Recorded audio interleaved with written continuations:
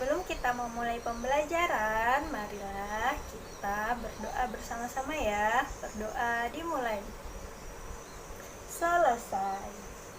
Pada hari ini kita akan belajar materi kelas 4, tema 3, peduli terhadap makhluk hidup. Subtema 1, hewan dan tumbuhan di lingkungan rumahku. Tahukah anak-anak di rumah apa yang membuat udara di luar ruangan lebih segar?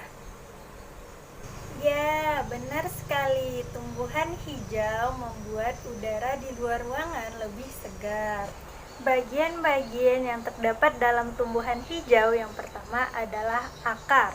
Akar adalah bagian tumbuhan yang umumnya berada di dalam tanah.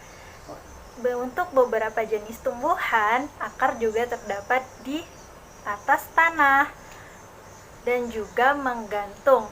Akar berfungsi antara lain sebagai bagian yang mengokohkan tumbuhan. Jika tumbuhan tidak memiliki akar, tumbuhan akan mudah dicabut dan mudah diterpa angin dan hanyut ketika air hujan turun. Zat-zat mineral dan air yang dibutuhkan untuk membuat makanan diserap oleh akar dari dalam tanah. Namun, pada beberapa tumbuhan tertentu, akar tidak hanya berfungsi menyerap air dan mineral, tetapi juga sebagai penyimpan cadangan makanan untuk beberapa jenis tumbuhan umbi-umbian. Yang kedua adalah batang. Bagian tumbuhan yang berada di atas tanah adalah batang yang berfungsi sebagai munculnya daun, bunga, dan buah. Batang juga berfungsi mengedarkan mineral dan air yang diserap akar, serta zat makanan berfotosintesis ke seluruh bagian tubuh tumbuhan. Nah, yang ketiga adalah daun. Bagian tumbuhan yang berfungsi sebagai tempat berlangsungnya fotosintesis adalah daun. Daun banyak mengandung zat warna hijau yang disebut klorofil. Umum terdiri atas tangkai daun dan helai daun. Yang keempat adalah buah. Buah merupakan bagian tumbuhan yang berfungsi melindungi biji serta cadangan makanan buat biji berkecambah. Contohnya buah mangga akan buah apel. Buah terdiri atas daging, buah, dan biji. Bagian yang kita makan biasanya daging buahnya. Kemudian yang kelima adalah biji.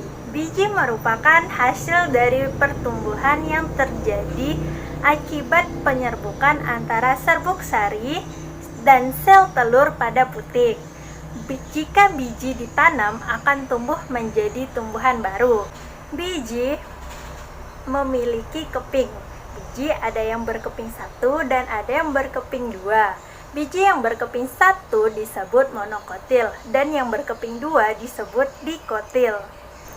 Tahukah anak-anak bahwa beberapa dari bagian tumbuhan tersebut berfungsi untuk membuat tumbuhan tersebut tetap terjaga kelestariannya dan keseimbangan di alam. Contoh bagian tumbuhan tersebut adalah biji. Biji merupakan cikal bakal bagi sebagian tumbuhan untuk terus bertahan sehingga terjaga kelestariannya. Contoh bagian lain yang berfungsi untuk menjaga kelestarian tumbuhan adalah bunga. Karena bunga berfungsi sebagai alat reproduksi yang nantinya akan menghasilkan tanaman baru dan mampu mempertahankan kelestarian jenisnya. Nah, di sini Ibu memiliki contoh tentang bagaimana manusia menjaga kelestarian lingkungannya. Setiap tumbuhan memiliki bagian-bagian yang bermanfaat bagi makhluk hidup lainnya. Di antara tumbuhan tersebut ada yang memiliki bunga. Nah, di sini Ibu memiliki cerita tentang Sila nih. Bunga-bunga di sekitar rumah Lani terlihat sangat subur dan beraneka warna. Lani sangat rajin merawat bunga-bunga tersebut. Ia menyiramnya setiap hari dan memberikan pupuk secara teratur. Bunga-bunga membuat lingkungan rumah Lani menjadi indah dan sejuk dipandang mata. Beberapa jenis bunga menghasilkan wangi sehingga membuat harum udara di lingkungan rumah Lani. Nah, baik anak-anak, di sini Ibu memiliki soal evaluasi. Yang pertama soalnya adalah apa kewajibanmu terhadap tumbuhan yang ada di sekitar. Yang kedua, manfaat apa yang bisa kamu peroleh dari bunga. Dan yang ketiga, apabila tumbuhan berbunga wangi, apa yang sebaiknya kamu lakukan? Silahkan dijawab ya anak-anak. Nah anak-anak, memelihara tumbuhan adalah bagian dari kegiatan menjaga keseimbangan dan pelestarian lingkungan.